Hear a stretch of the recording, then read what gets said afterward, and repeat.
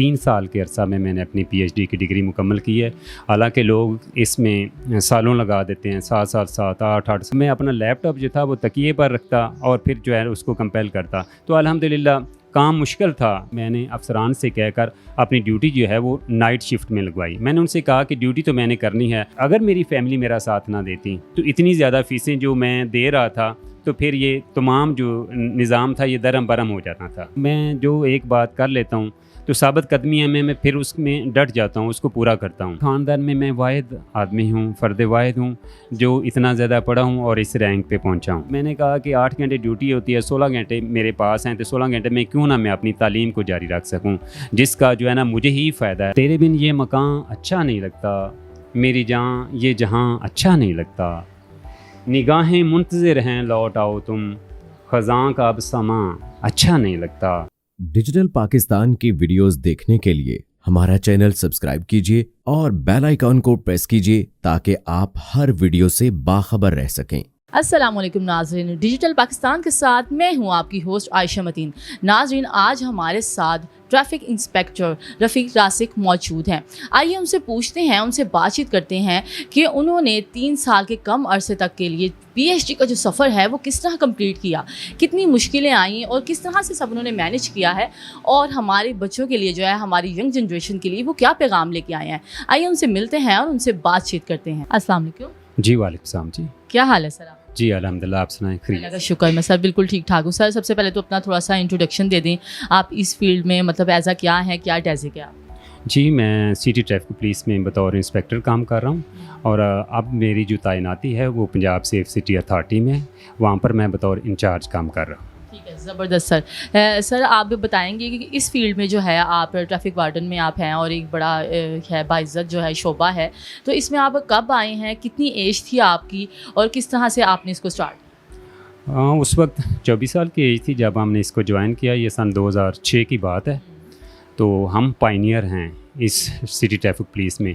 अल्हम्दुलिल्लाह हम ही इसको लेकर चले हैं। ठीक है, ज़बरदस्त। सर तो आपका हमने सुना कि आपने माशाल्लाह तालीम को बड़ा ज़रूरी समझा कि मैं इसके साथ जो है तालीम भी जो है कंटिन्यू करूं, तो इस फील्ड में आए थे। आपकी तब एजुकेशन क्या? जी जब मैंने इसको ज्वाइन किया तो उस वक्त मैं ग्रेजुएट था, बाद में फिर एमए किया इसी महकमे में रहकर, और उसके बाद फिर एमफिल किया और अपनी तालीम को जारी रखते हुए अल्हम्दुलिल्लाह अब पीएचडी कर चुका हूँ और डॉक्टर हूँ। ज़बरदस्त। सर ये पीएचडी का जो प्रोसेस होता है ये आसान नहीं होता है, इसमें काफ़ी साल लग जाते हैं और बड़ी मेहनत होती है, इसमें एक स्टडी भी बड़ी ज़रूरी होती है। तो आप इसके साथ जो है उसको कैसे मैनेज करते हैं? और ये सुना आपने बड़े कम ड्यूरेशन में जो है इसको कर लिया, तो थोड़ा सा आप बताएंगे किस तरह से आपने स्टार्टअप लिया, क्या आपकी टाइमिंग होती कि पढ़ने की, किस टाइम आप पढ़ते थे और कैसे कवर किया? खुदा का लाख लाख शुक्र है कि मैंने बहुत कलील मुद्दत में 3 साल के अरसा में मैंने अपनी पीएचडी की डिग्री मुकम्मल की है। हालांकि लोग इसमें सालों लगा देते हैं, 7 साल 7 8 साल 10 साल लग जाते हैं और डिग्री उनके नसीब में नहीं होती। लेकिन अल्हम्दुलिल्लाह ये अल्लाह ताला का ख़ास फ़ज़ल और करम था कि मैंने इसको 3 साल में मुकम्मल कर लिया। तो आप कहाँ पर स्टडी करते थे? घर में करते थे या किसी आप यूनिवर्सिटी वगैरह में जाके या किसी लाइब्रेरी में? ये होता था कि जब जो क्लास वर्क था तो वो हफ़्ता में 2 दिन क्लासेस होती थी, हफ़्ता और इतवार को मैं छुट्टी जो है ना मेरे ऑफ होता था और हफ़्ता वाले दिन बाद 10 ड्यूटी मैं जो है ना जाता था यूनिवर्सिटी। तो ये तो सिलसिला इस तरह से चलता रहा। लेकिन जब अपना थीसिस का मामला आया और मकाले का मामला आया तो फिर मैंने अफसरान से कहकर अपनी ड्यूटी जो है वो नाइट शिफ्ट में लगवाई। मैंने उनसे कहा कि ड्यूटी तो मैंने करनी है, 8 घंटे ड्यूटी करनी है, आप सुबह की ड्यूटी मुझसे ले लें, दोपहर की ले लें या कि रात की ले लें। तो अगर आप रात की मुझसे ड्यूटी लेंगे तो इससे मुझे आसानी होगी और मैं अपना मकाला जो है वो मुकम्मल कर सकूँगा। तो फिर ऐसे होता था कि मैं रात को ड्यूटी करता था, सुबह घर में आता, कुछ देर आराम करता 2-3 घंटे, और उसके बाद फिर लाइब्रेरियों के और मुख्तलिफ़ इदारों के चक्कर लगाता था और मवाद कलेक्ट करके फिर घर में आता और फिर आकर मैं उनको जो है ना कंपेल करता, कंपोज करता और फिर ये सिलसिला चलता रहा। कंपाइल किस में करते थे? कोई आपके पास लैपटॉप वगैरह मौजूद था? किस तरह से आपने, ज़ाहिर बताइए काफ़ी ट्रिकी काम है और इसको पूरा मैनेज करना होता है लाइन वाइज, और कोई सेशन आपका मिस भी ना हो? जी वो ऐसा है कि मेरे पास ना तो कोई चेयर थी ना टेबल था, तो मैंने इसका मुतबादल ये तलाश किया कि मैंने तकिया लिया। तो मैं अपना लैपटॉप जो था वो तकिए पर रखता और फिर जो है उसको कंपेल करता। तो अल्हम्दुलिल्लाह काम मुश्किल था, उस तरह से बैठना और कमर जो है वो सीधी रखना, ये मुश्किल काम था, लेकिन उसको मैंने मुकम्मल किया और 400 सफ़ात जो हैं 400 सफ़ात पर मुश्तमिल मकाला अल्हम्दुलिल्लाह मैं मुकम्मल कर चुका हूँ।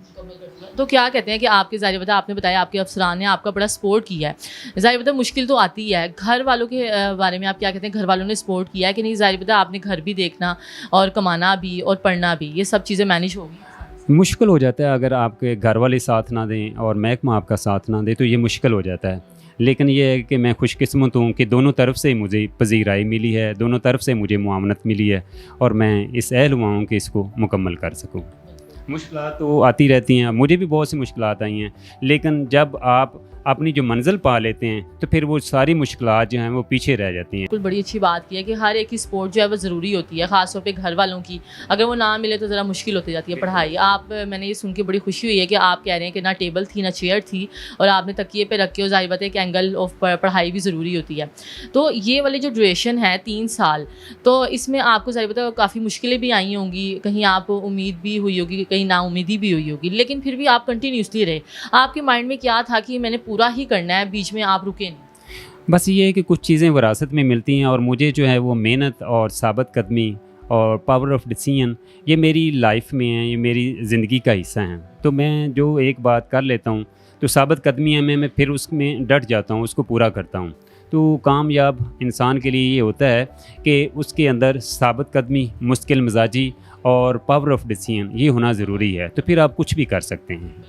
ये तो बड़ी ज़बरदस्त बात है। अच्छा, इस दौरान ज़ाहिर बताया थोड़े से पैसे भी लगते हैं, थोड़े नहीं बहुत लगे होंगे, तो आप मैनेज कर लेते थे? इतनी आपकी तनख्वाह शुरू में ज़ाहिर पता स्टार्ट तो कम ही लगती है, हम सभी जानते हैं। तो क्या कहते हैं कि किस तरह से आपने फिर इनकम ऑफ सोर्स आपकी यही कमाई जो आप जॉब करते थे वही थी कि कोई और भी हेल्प आउट? नहीं, जॉब ही थी, फ़िलहाल तो तालीम थी और जॉब थी, लेकिन यह है कि अगर घर वाले साथ ना देते तो ये मेरे लिए मुश्किल हो जाता। घर वालों ने साथ दिया, उन्होंने कनात पसंदी का मुजाहरा किया और मैंने जो है ना सब्र से काम लिया और उनको समझाया। तो इस तरह से मुश्किलात तो थीं, जो बच्चों के हकूक़ थे वो मैं उनको नहीं दे सकता था, लेकिन तालीम का मामला था तो उन्होंने सब्र से काम लिया, मेरा साथ दिया। और क्योंकि ये बहुत ज़्यादा पैसा, PhD जो करना है ये बहुत मुश्किल काम है, जो है ना अपनी नौकरी के साथ साथ मुलाजमत के साथ अपनी तालीम को जारी रखना ये बहुत मुश्किल काम है, कठिन काम है। तो ये अगर मेरी फैमिली मेरा साथ ना देती तो इतनी ज़्यादा फ़ीसें जो मैं दे रहा था तो फिर ये तमाम जो निज़ाम था ये दरम बरम हो जाता था। तो ये उनकी सपोर्ट थी कि ये मैं कर सका हूँ। ज़ाहिर पता है एक फैमिली का सपोर्ट देना बहुत ज़रूरी है और आगे फिर कामयाब भी इंसान होता है।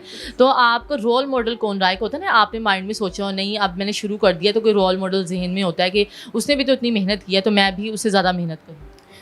रोल या होता है कोई फादर होता है, कोई ख़ानदान में कोई होता है किसी ने इतनी मेहनत और स्ट्रगल की है? नहीं, मेरे ख़ानदान में मैं वाहिद आदमी हूँ, फ़र्द वाहिद हूँ जो इतना ज़्यादा पढ़ा हूँ और इस रैंक पे पहुँचा हूँ। तो ये मैं अपनी फैमिली में मैं वाहिद आदमी हूँ। दूसरा ये है कि मेरे सामने जो रोल मॉडल था वो यही था कि जो है ना मेहनत ये विरासत में मिली हुई थी, जी ये विरसे में मिली हुई थी। तो मेहनत जो है और साबित कदमी जो है यही मुझे आगे लेकर आई है। और इसके साथ साथ जुनून था तालीम का, इल्म के हसूल का जुनून था, शौक़ था, जज्बा था। तो ये बचपन से ही था, क्योंकि हम गाँव के लोग हैं। तो जो गांव के लोग होते हैं वो बहुत मेहनती होते हैं, बहुत जो है ना मुशक्क़त करते हैं। तो बस वही ज़हन में था, इधर आ गए। तो मैंने कहा कि 8 घंटे ड्यूटी होती है, 16 घंटे मेरे पास हैं, तो 16 घंटे में क्यों ना मैं अपनी तालीम को जारी रख सकूं, जिसका जो है ना मुझे ही फ़ायदा है, मेरी औलाद को फ़ायदा है। ठीक है, तो इसको जारी रखना चाहिए। और वैसे उर्दू का मुझे शौक़ था, बचपन से मैं 6ठी क्लास से शायरी कर रहा था, कुछ ना कुछ शेर कह लेता था। तो मैं उसी शोबे को लेकर आगे जाना चाहता था, वो शौक़ था, जज्बा था और उसमें मैं स्पेशलाइजेशन करना चाहता था। अल्हम्दुलिल्लाह कामयाब हुआ। बिल्कुल, हाँ, ये बात आपने बड़ी अच्छी की कि आपको जो शौक़ हो आप उसी को ही आगे लेके चलें तो आप ज़्यादा अच्छे तरीके से कर सकते हैं। आपने बच्चों की बात की, मुझे ऐसा लगता है आगे जाके बच्चों के लिए आप रोल मॉडल हो। जी, मेरे बच्चे भी अल्हम्दुलिल्लाह वो मुझे फ़ॉलो कर रहे हैं और उनको पता है कि हमारा पापा जो मेहनती है, तो वो भी मेहनती हैं, वो भी मेहनत करते हैं और इसमें कोई शक नहीं। तो आपके कितने बच्चे? जी, मेरे 4 बच्चे हैं, 1 बेटी है, 3 बेटे हैं। तो वो भी साथ साथ स्टडी कर रहे हैं। सबसे बड़ा बच्चा आपकी कौन सी क्लास में? जी, जो सबसे बड़ा है वो 7th क्लास में है और बाकी 2 बेटी और बेटा वो जुड़वा है, वो 4th क्लास में और 1 बेटा 2 क्लास में है। जी, आप भी देखें साथ साथ जो है, जब आप इस फील्ड में आए आपकी शादी हुई भी? नहीं, जब मैं ज्वाइन किया है पुलिस को, सिटी ट्रैफिक पुलिस को, तो उस वक्त शादी नहीं हुई थी। ये तो फिर बहुत ही इससे भी ज़्यादा अमेजिंग बात है कि उसके बाद आप ये देखें, एक पूरा प्रोसेस होता है शादी होना और फिर आगे बच्चे वगैरह, उसके साथ साथ आपने अपनी स्टडी को भी जो है वो कंटिन्यू रखा। ये बड़ी ही अमेजिंग बात है और ये बड़ा अच्छा है। आप तो बल्कि सबके लिए भी रोल मॉडल हैं। क्या कहते हैं इसके बाद आप आगे और क्या आपके एम्स हैं करने के लिए, कि ये स्टडी को आप ले के आगे और क्या अचीव करना चाहते हैं? प्यास तो सच्ची बात तो ये है कि प्यास तो अभी भी नहीं ख़त्म हो रही, लेकिन ये है कि अल्हम्दुलिल्लाह ये डिग्री मुकम्मल कर लिया। अब इसमें स्पेशलाइजेशन तो हो गया है, लेकिन इसमें क्या वो कहते हैं कि तजर्बात करने की ज़रूरत है, मज़ीद तहकीक की ज़रूरत है। जो मैंने काम किया है उस पर मज़ीद तहकीक करूँगा और इसको आगे लेकर जाऊँगा। जो मैंने मकाला लिखा है उसकी किताब अब शाया करवानी है। एक मेरी शायरी की किताब चल रही है, पहले भी मेरी एक किताब शाया हो चुकी है। ठीक है, मतलब अच्छा एक हो गई और दूसरी आप लिख रहे हैं? जी, इस वक्त मेरी 3 किताबें, एक जो शाया हो चुकी, उसके अलावा मेरी 2 किताबें ज़ेर तबाह हैं। ठीक है, तो क्या क्या नाम है आपकी किताब? जी, जो शायरी की किताब है उसका नाम है पहली मोहब्बत, और जो अभी मैंने थीसिस मुकम्मल किया है तो उर्दू में मगरबी शेर असनाफ, ये वो लोग जो तहकीक से ताल्लुक़ रखते हैं, ये उनके लिए बहुत फ़ायदेमंद होगी। जी सर, आपने बड़ा जो है अपना सफ़र का आगाज़ बड़े अच्छे तरीके से किया और मेहनत और कामयाबी से जो है इधर तक पहुँचे हैं। हमारे आप बच्चों को, हमारी कौम को आप क्या पैगाम देना चाहेंगे? छोटा सा एक अच्छा सा पैगाम। मैं एक ही बात करता हूँ कि मेहनत इस दुनिया की सबसे बड़ी हकीकत है। मेहनत में अज़मत है। आपको मुस्तकिल मिजाज होना चाहिए, साबित कदम रहना चाहिए और मुसलसल मेहनत जो है वो करनी चाहिए, और बाकी जो नतायज हैं वो मेरे मालिक पर छोड़ देने चाहिए। वो हमारे जी। सर, आपने कहा शायरी आपने लिखी है और माशाल्लाह आपकी 3 बुक्स भी आपने जो है, एक तो इन प्रोसेस है। थोड़ी सी शायरी जो है आप प्रोग्राम के इख्तिताम में सुना दें। जी जी, ज़रूर। मैं आपको एक गज़ल के चंद अशआर जो हैं वो पेश करता हूँ। तेरे बिन ये मकान अच्छा नहीं लगता, तेरे बिन ये मकान अच्छा नहीं लगता, मेरी जान ये जहां अच्छा नहीं लगता। निगाहें मुंतज़िर हैं लौट आओ तुम, ख़ज़ां का अब समा अच्छा नहीं लगता। कभी देखा है उस आकाश का मंज़र, कभी देखा है उस आकाश का मंज़र, कमर बिन आसमां अच्छा नहीं लगता। कभी तो था धुआं धुआं मेरा मस्कन, कभी तो था धुआं धुआं मेरा मस्कन, मगर अब ये धुआं अच्छा नहीं लगता। तेरे बिन ये मकान अच्छा नहीं लगता, मेरी जान ये जहां अच्छा नहीं लगता।